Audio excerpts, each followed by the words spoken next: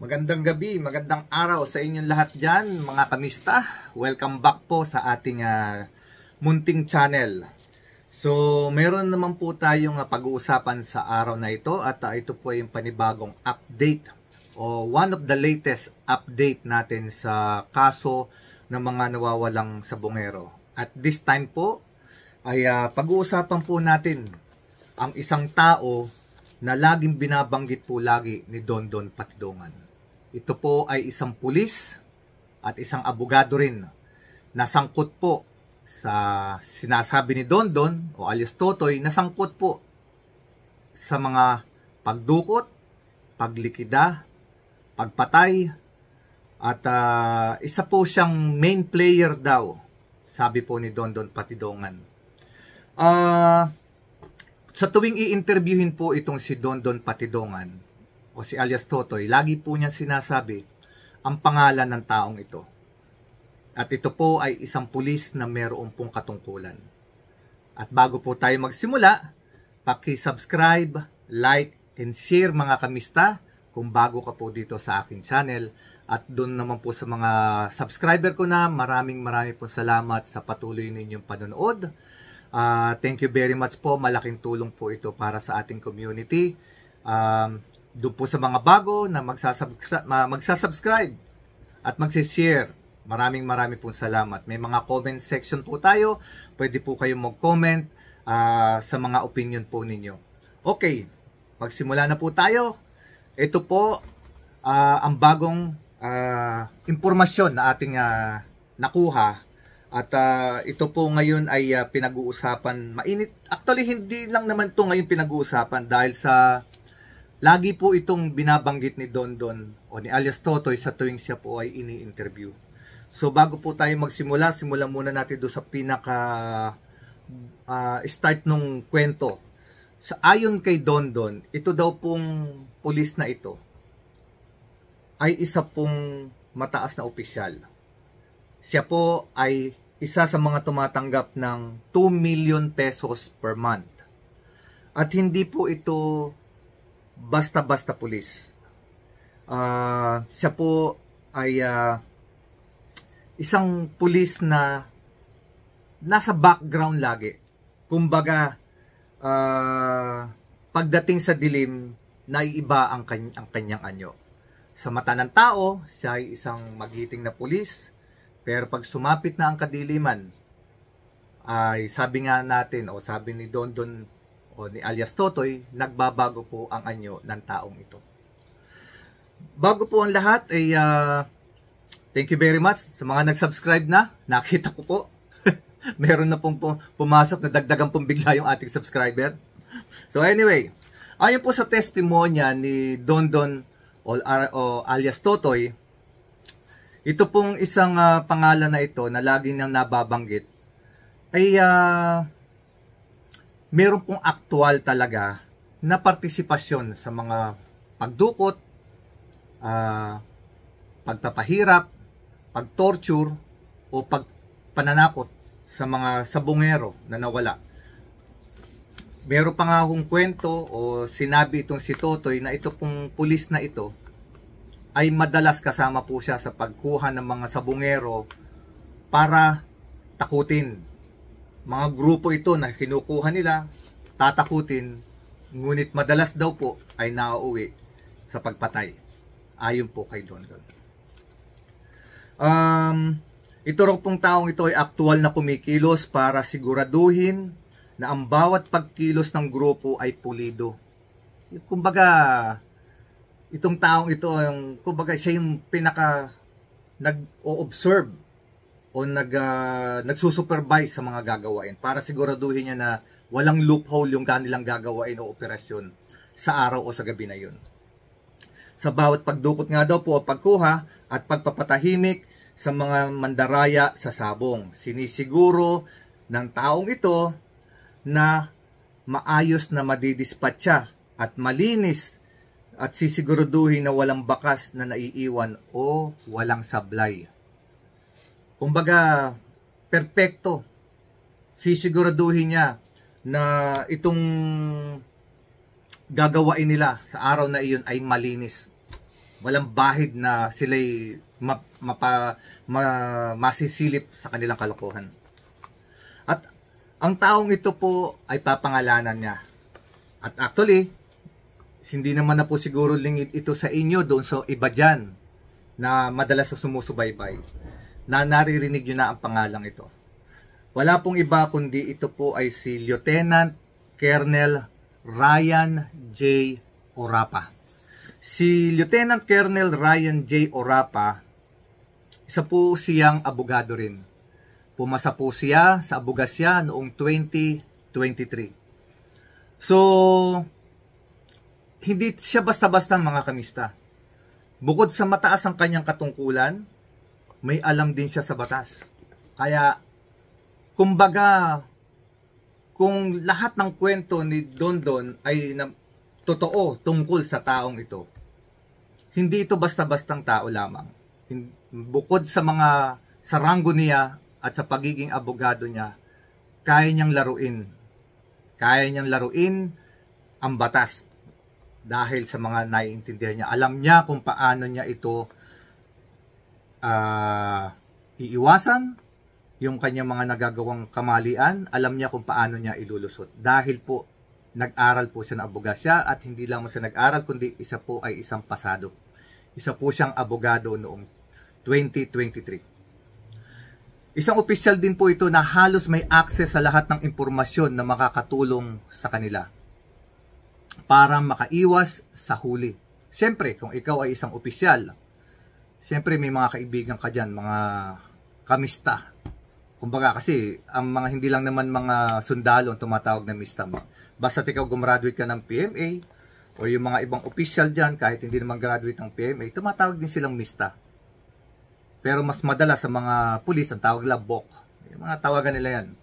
So anyway, mga kamista, dahil po sa koneksyon, kasama sa trabaho, nagiging protection din po nila ito. Siyempre, kung ikaw may ginagawang kamalian o kalokohan, madali mo natutunugan kung ano yung pinaplano ng grupo. Kung matutunugan mo kagad na, uy, merong pala na nag-iimbestiga sa ganitong pangyayari. So maglalaylo kayo or medyo didistansya kayo or iiwas kayo or magagawaan ninyo ng paraan kung paano kayo makakalusot. Yun ang advantage ng taong ito. Siya ay isang mataas na opisyal ng pulis at siya ay abogado.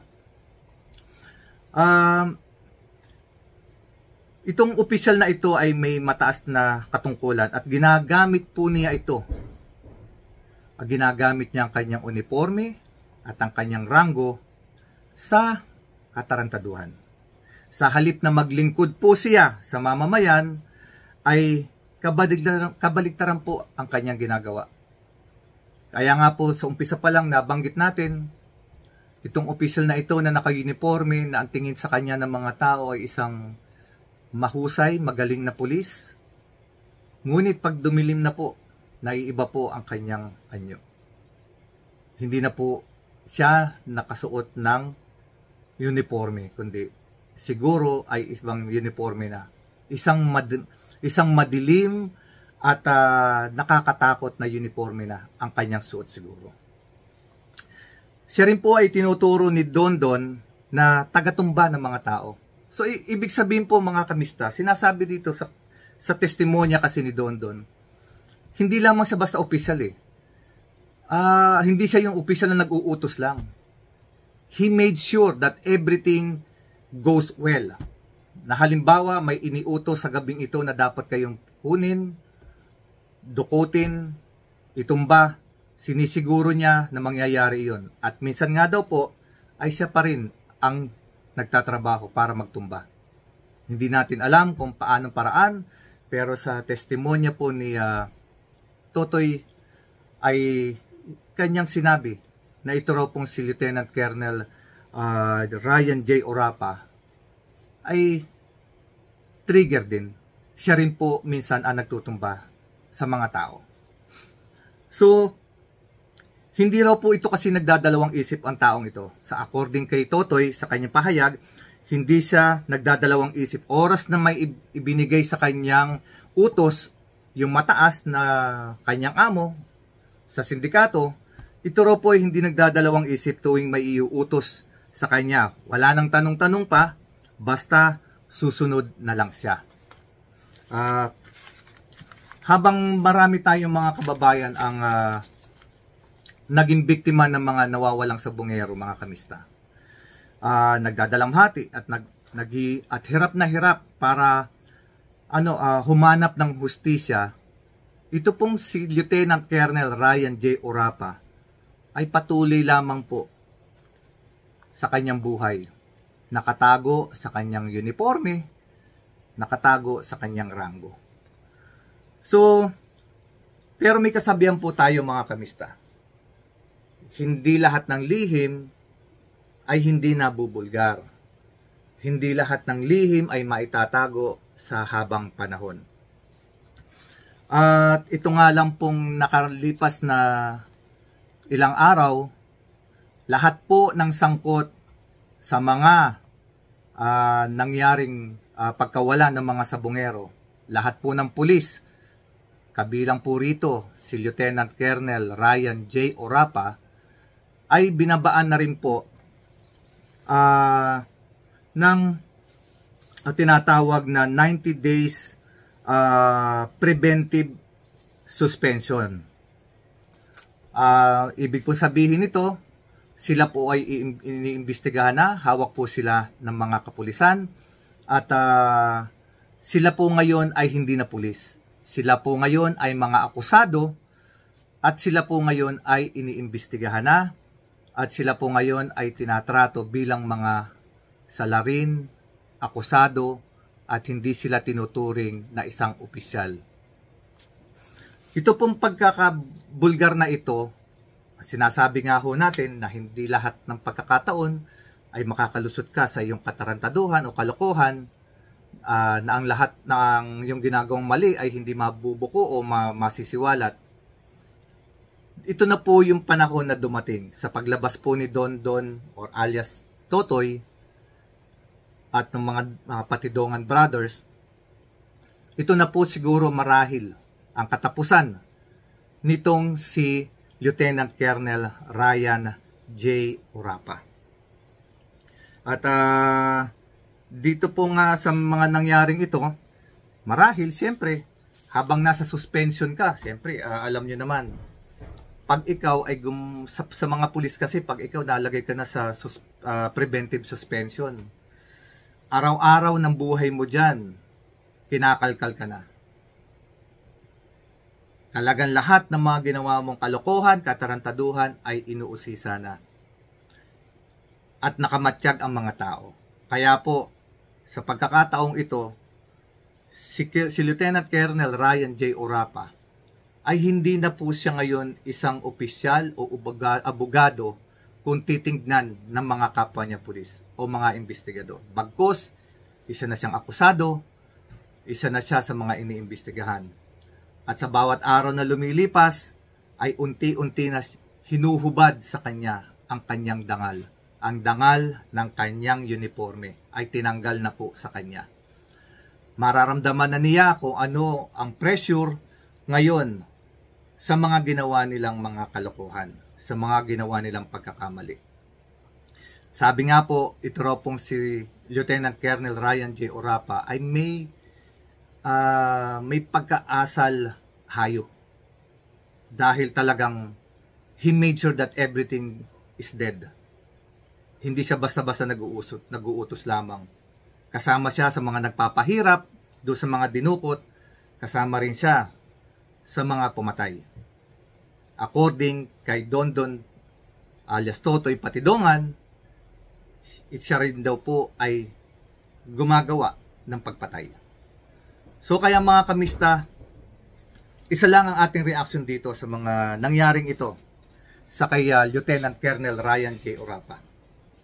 Siguro sa mga panahong ito, siyempre, ang kanyang pamilya ang pinakamalaking apektado sa nangyari ngayon. Dahil, mga kamista, ang kanyang asawa, kung siya man ay may anak, ang kanyang mga kapatid, mga pamangkin, lalong-lalo na ang kanyang mga magulang, kung buhay pa ang kanyang mga magulang, sa tingin ko po, sila sa mga oras na ito ay hindi nila maintindihan kung ano ang kanilang magiging reaksyon o pakiramdam.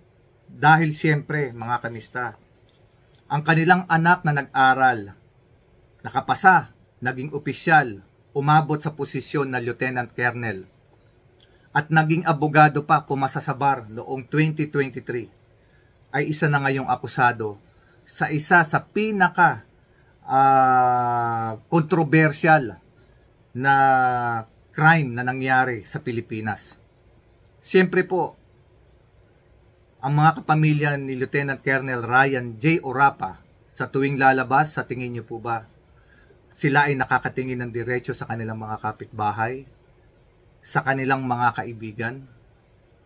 Kasi po, hindi po basta-basta itong pinasok ni Lieutenant Colonel Orapa. Ito po ay magbibigay ng napakasakit na pakiramdam sa kanyang buong pamilya. Napakadilim na tawag dito, napakadilim na ano yung ano ba tawag doon mga kamista, napakadilim na pangyayari sa kanilang pamilya. Kasi po, siyempre ipinagmamalaki nila ang kanilang tito, ang kanilang kuya, ang kanilang tatay, ang kanyang asawa, ang kanilang anak. Pero sa panahong ito, hindi na po nila ito magagawa. Hindi na nila kayang ipagmalaki siguro ang isang anak na katulad ni Lieutenant Colonel J. Orapa. Pero sa isang banda mga kamista, lagi pa rin po nating tatandaan, kung ito man pong mga kwento o mga testimonya ni Dondon o ni alias Totoy ay totoo, talaga pong maraming masusuklam dito kay Lieutenant Colonel Orapa.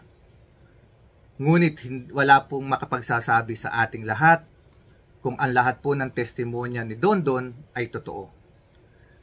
Maaari din po kaya siguro na konting anuhin lang po natin, imagination. Hindi po kaya itong si Lieutenant Colonel J. Orapa ay maging ano na lang po, sasalo doon sa talagang totoong kriminal o talagang mastermind sa lahat ng mga nangyari. Baka po siya lang po ang lumabas na guilty rito sa sitwasyong ito at yung talagang may kasalanan ay hindi na maparusahan dahil siya na lamang ang sasalo ng lahat. Meron pong nangyayaring ganyan. May mga pelikula tayo napapanood na yung mga talagang matataas ay inuutusan yung kanilang mga nasa mababa, sila na ang bahala sa pamilya, akuin lamang niya ang lahat. So mga kamista, isa na naman pong tawag dito,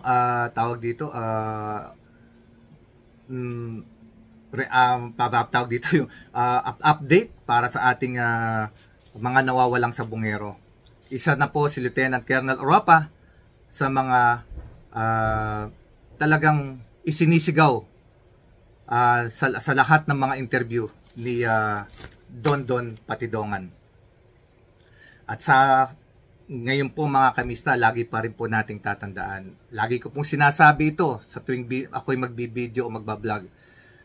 Huwag po tayong magpapadala doon sa mga emotions lang.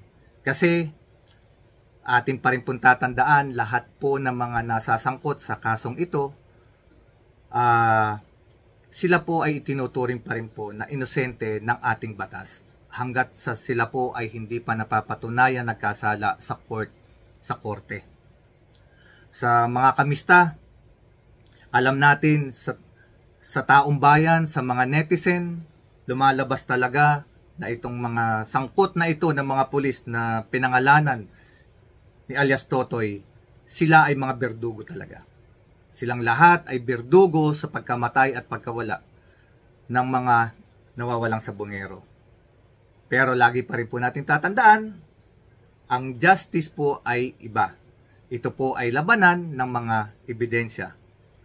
Kaya po, Lagi po nating tatandaan, everyone are assumed innocent until they are proven guilty in the court of law. So mga kamista, I hope na intindihan po ninyo yung aking mga sinabi. At kung meron po kayong komento tungkol dito kay Lieutenant Colonel J. Orapa, ano ba sa tingin ninyo? Siya na ba talaga? Siya na ba talaga yung may kinalaman sa lahat ng pagpatay na ito? O siya po ay isa lamang sa mga player sa mga nangyayaring ito? Kung meron po kayong reaksyon o komento, paki-comment naman po at babasahin po natin yan isa-isa. Marami po salamat at sa lahat po ng mga umabot sa portion na ito, thank you very much sa inyo sa lahat. Mega loud shout out po sa inyo. God bless you all. Sa mga kapatid po natin Muslim, Assalamualaikum. God bless us all. Hanggang sa muli po mga kamista.